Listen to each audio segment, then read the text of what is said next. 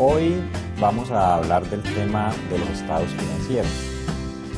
Es necesario precisar, antes de que abordemos el tema de los estados financieros y de otros temas contables, que en Colombia este tema podía haber estado muy estático desde hace muchos años, porque venimos rigiéndonos por el decreto 2649, que es el que plantea las normas generales de contabilidad para Colombia, que viene del año 1993.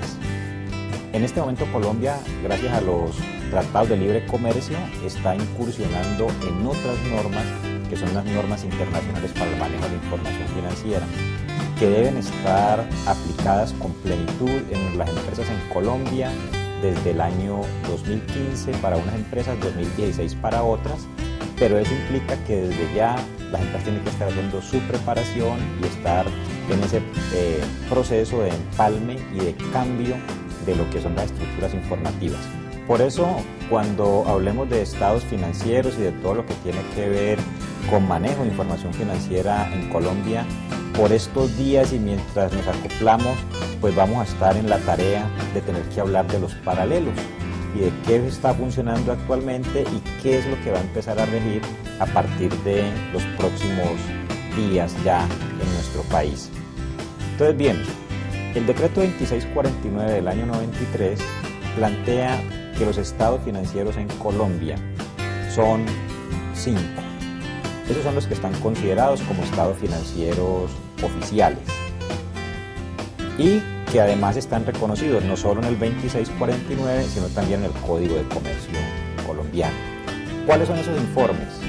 Tenemos en primer lugar el balance general, en segundo lugar el estado de resultados, en tercer lugar el estado de cambios en la situación financiera, en cuarto lugar el estado de cambios en el patrimonio y en quinto lugar el estado de flujos de efectivo.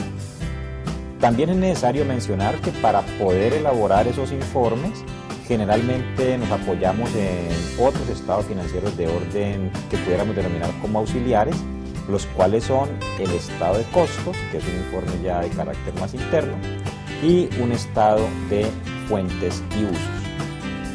Como estamos hablando de un curso para no contadores, para personas que no manejan la experticia en el tema, sino para profesionales de otras áreas, pues yo no me voy a referir a todos los estados financieros. Nos vamos a referir a los que son de uso más común y lo que les permiten a profesionales de otras áreas, desde las perspectivas gerenciales, conocer lo que está pasando dentro de las organizaciones. Sin embargo, veamos el paralelo o el comparativo. Podemos entonces decir que esos estados financieros que les acabo de mencionar están contemplados en el decreto 2649 del año 1993 en su artículo 22, que define los estados financieros. Ahora bien, ¿qué traen las normas internacionales, conocidas normalmente como NIIF, Normas Internacionales de Información Financiera, o también por la sigla en inglés que es IFRS? Allí se nos habla de lo siguiente, que son, primero, un estado de situación financiera, que desde luego hará las veces de el balance general. Luego tenemos que esa norma internacional nos habla de un estado de resultados y un estado de resultados integral, ambos con la misma orientación del estado de resultados. Posteriormente aparece el estado de cambios en el patrimonio, que ya estaba también en la normatividad nuestra, y aparece el estado de flujos de efectivo, que también estaba en la normatividad nuestra, pero en IFRS aparece entonces notas, resumen de políticas y otras situaciones a revelar. Eso no estaba anteriormente como con la categoría de estados financieros. Sí estaba referenciado dentro de la norma contable, en la cual se hablaba de que se deben elaborar las notas, pero no estaban en la calidad de estado financiero. Y aparece también referenciado en la norma internacional lo que se llama el estado de situación financiera al principio de un periodo comparativo. el cual surge bajo unas necesidades específicas de información, y es cuando se hayan cambiado políticas que afecten los resultados de ejercicios anteriores, es necesario presentarlo. Todo esto está contenido en el marco conceptual de las normas internacionales en el parágrafo 10. Ese mismo parágrafo también dice que esos nombres pueden ser cambiados, es decir, las empresas pueden usar denominaciones diferentes a las que expresamente la NIF trae con esos nombres, o sea que podemos utilizar nombres diferentes. Es decir que, en resumen, la nueva norma desaparece el estado de cambios en la situación financiera como un estado financiero para nosotros y aporta las notas que suben al estatus de estado financiero, que antes las teníamos pero no con ese mismo estatus, y aparece el estado de situación financiera al principio del periodo, necesario cuando se hagan cambios en políticas que conlleven cambio en valores o cifras de resultados o de situaciones de cuentas anteriores. Ahora bien, dentro de todo ese concepto, entonces veamos los estados financieros. Sobre todo, como les decía, pues si estamos hablando de que es un curso que no es para contadores ni para profesionales del área financiera, sino para profesionales de otras áreas, tomaremos como referencia solamente el balance general, el estado de resultados y el estado de costos, que no es estado financiero oficial, pero que sí es necesario como un auxiliar para poder realizar el estado de resultados. Referente entonces al balance general, ¿en qué consiste? Consiste en un informe que nos va a mostrar detalladamente qué tiene la empresa en cuanto a sus activos, que esos activos se pueden entender como los bienes y derechos que utiliza la empresa. Tenemos los pasivos, que son las obligaciones que tiene la empresa a su cargo, por las cuales debe responder, y está el patrimonio, que es básicamente lo que representa la propiedad de la empresa. En palabras de las normas internacionales, los activos se denominan recursos controlados, es decir, todo aquello que está bajo el control de la organización y particularmente de su gerencia, para con ellos poder desarrollar la actividad fundamental para la cual ha sido creada la empresa. Las obligaciones, que son los pasivos, y está el patrimonio, que, como lo define la misma norma internacional, es el residuo, es un valor residual o diferencia entre activos y pasivos. Entonces, con esos tres primeros elementos vamos a mirar nuestro balance general.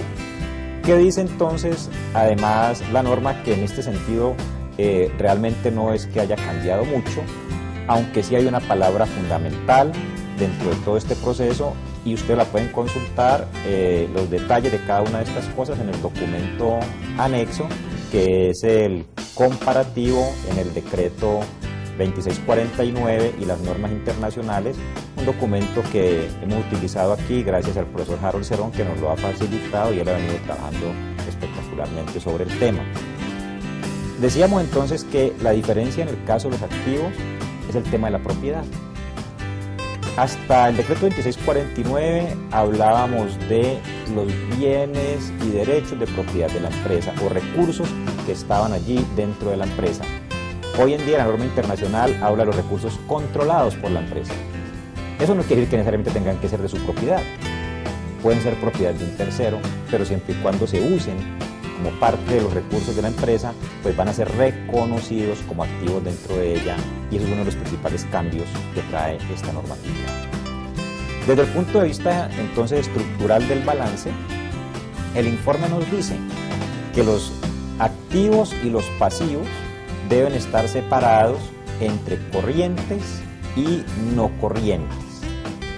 Eso significa que los activos, que son los recursos que yo tengo con disponibilidad de uso, pues los debo clasificar. Una primera parte, cuáles espero convertir en dinero y poder utilizar durante máximo un año. Esos son los denominados corrientes. Y los no corrientes son los que los podré convertir en dinero con posterioridad al año, o que ni siquiera tengo la intención de convertirlos en dinero porque los tengo es para poder trabajar con ellos. Aparecen entonces unos conceptos dentro del tema del activo que la nueva norma los trae, y es si se trata de activos financieros, si se trata de bienes que son para el uso, si se trata de bienes que son a manera de inversión o con carácter especulativo, pero que fundamentalmente obedecen a ese concepto de recursos controlados por la empresa, que en términos generales pueden presentarse o pueden estar representados en varias cosas. En dinero disponible que la empresa pueda tener en sus cuentas bancarias, en sus cuentas de ahorro, en su caja principal. En inversiones realizadas en otras empresas con el propósito de generarle una rentabilidad adicional a los recursos que la compañía maneja. En inventarios, que son los bienes que se tienen para producir, vender o transformar dentro del desarrollo normal del negocio.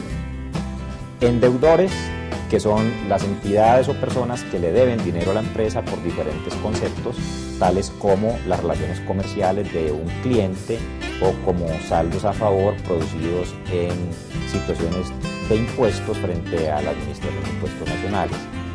Tenemos también dentro de esa categoría de activos lo que hemos denominado siempre propiedad, planta y equipo, que son los bienes que la empresa tiene y utiliza para desarrollar su actividad.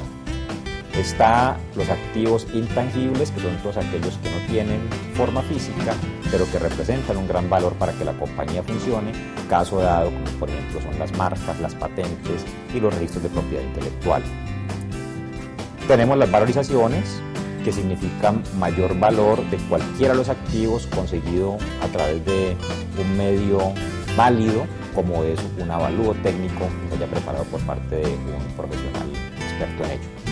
En el otro lado del balance, que es precisamente la figura que ustedes pueden estar observando allí dentro de sus monitores, un balance, o sea, un equilibrio entre lo que son los activos, el pasivo y el patrimonio. Entonces vamos a referirnos ahora al otro lado. Tenemos los pasivos, que ya dijimos son todas las obligaciones, deudas o compromisos que se han contraído en el pasado, pero que implican repercusiones a futuro dentro de la compañía en cuanto a la disposición de recursos para hacer sus cancelaciones efectivamente. En ese lado, entonces, también la norma internacional nos dice que los pasivos deben estar clasificados en esos dos mismos bloques, unos de carácter corriente y otros de carácter no corriente, con la misma característica que lo vimos en el activo, es decir, se considerarán pasivos corrientes todas aquellas obligaciones que se vayan a vencer en un horizonte de tiempo de máximo un año, y no corrientes todas las obligaciones que sobrepasen esa barrera de tiempo para ser canceladas o para vencerse. Ahora, ¿qué vamos a tener allí entonces dentro de ese reconocimiento de los pasivos? Pues básicamente todo lo que la empresa debe, y en eso tenemos situaciones como por ejemplo obligaciones financieras, o sea, las deudas que se tienen no solo con las entidades financieras, sino con cualquier otra entidad o persona que lo que haya hecho sea prestarnos dinero a la compañía. Están los proveedores, que son todas aquellas personas o empresas a quienes nosotros como empresa le compramos lo que representa nuestros inventarios, que es el tema general llamado cuentas por pagar, donde caben muchas cosas. Caben retenciones en la fuente, caben los descuentos que los empleadores le hacen a los empleados de la nómina por diferentes conceptos, están obligaciones que no están catalogadas específicamente en ninguna parte. Luego tenemos los pasivos de orden fiscal, que se han venido denominando como pasivos de orden impuestos, gravámenes y tasas, que corresponde a todas las obligaciones con el Estado, bien sea del orden municipal, departamental o nacional, a título de los diversos impuestos que hay que pagar en el ejercicio de la actividad empresarial. Luego tenemos otro concepto denominado obligaciones laborales, que son todas las deudas que la empresa tiene con las empleados, con las personas que han sido contratadas directamente mediante una relación laboral, legal y reglamentaria, que es como se define normalmente en términos de ley. Posteriormente tenemos un reconocimiento para pasivos de orden estimado, o sea, aquellos que por alguna razón no tenemos la certeza de cuánto es lo que se deba pagar o cuándo se deba pagar, y por norma debemos hacer entonces una provisión o establecer un valor estimado de lo que pudiera ser la deuda, hacer un reconocimiento desde el punto de vista contable. Y un concepto genérico nuevamente que aparece como otros pasivos, además de lo que se llaman los bonos y papeles comerciales, que implica cuando la empresa ha hecho emisión de títulos valores para captar dinero desde el público. Eso contempla entonces el activo por un lado, que ya lo referimos, y ahora el pasivo. El patrimonio, como lo define la norma, es la diferencia entre los dos, activo menos pasivo. Pero ese patrimonio está representado en varias cosas, porque el patrimonio al final va a reflejar en la propiedad de los dueños. ¿Y en qué está representada esa propiedad de los dueños?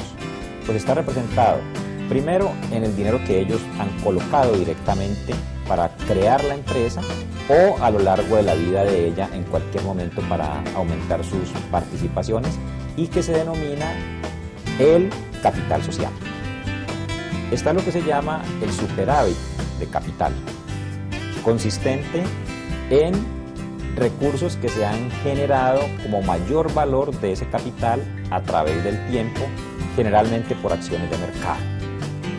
Están las reservas, que son valores que obligatoriamente, según la ley o por voluntad de los socios, se ha decidido guardar cuando en periodos anteriores se han generado utilidades, y entonces se decide guardar para fortalecer la estructura patrimonial de la compañía.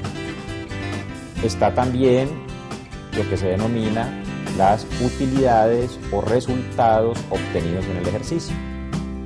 Bueno, que valga la aclaración, habrá que decir resultados, porque generalmente yo siempre planteo que las utilidades son un deseo. Uno quisiese que las empresas tuviesen utilidades, que todos tuviésemos utilidades dentro del desarrollo de nuestras actividades, pero las pérdidas son una realidad de los negocios, en las cuales a veces nos vemos inmersos en ellas. Entonces, por eso, para no ponerle nombre, no hablemos de las utilidades, sino más bien de los resultados del ejercicio. Serán utilidades en tanto sean positivos o pérdidas en tanto sean negativos. Corresponde entonces al resultado, a lo que ha pasado en la operación, en el negocio, durante el periodo que estamos revisando, que el periodo en Colombia es el año fiscal y corresponde al mismo año calendario, 1 de enero a diciembre 31. Están los resultados de ejercicios anteriores, o sea, lo que se ha acumulado desde que se creó la empresa hasta el momento en que se elabora el balance, bien sea utilidades o pérdidas. Y están los superávit por valorizaciones, o sea, nuevamente cuando las propiedades de los dueños adquieren un mayor valor debido a las situaciones comerciales, entonces se genera también allí un valor que le pertenece a los dueños o a los socios de la compañía. Digamos que todo esto es lo que marca en términos generales un balance, que es un informe de carácter puntual, es decir, tiene una fecha cierta y su pretensión es mostrar cuál es la situación de la empresa en ese momento. Por eso en normas internacionales se pide o se sugiere que se adopte el nombre de estado de situación, porque al fin y al cabo lo que el balance está mostrando es eso, cuál es la situación de la empresa en ese momento, qué se tiene en materia de recursos controlados, qué es lo que se debe y por diferencia cuánto le pertenece realmente a los propietarios o a los que dicen ser sus propietarios.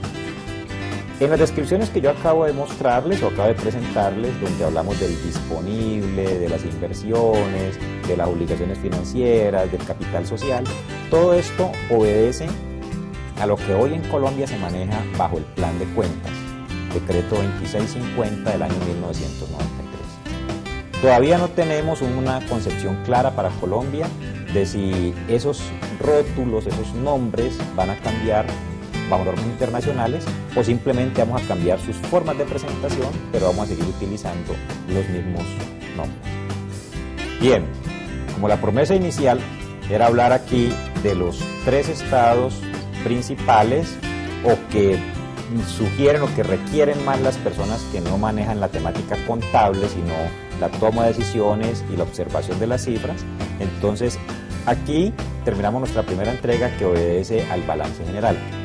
Posteriormente nos encontraremos de nuevo para que hablemos sobre el estado de resultados y el estado de costos, que como les dije, el estado de costos no está en ninguna parte dentro de los estados financieros principales, pero que resulta una herramienta gerencial importante a la hora de construir el estado de resultados y sobre todo para ayudarnos en la toma de decisiones.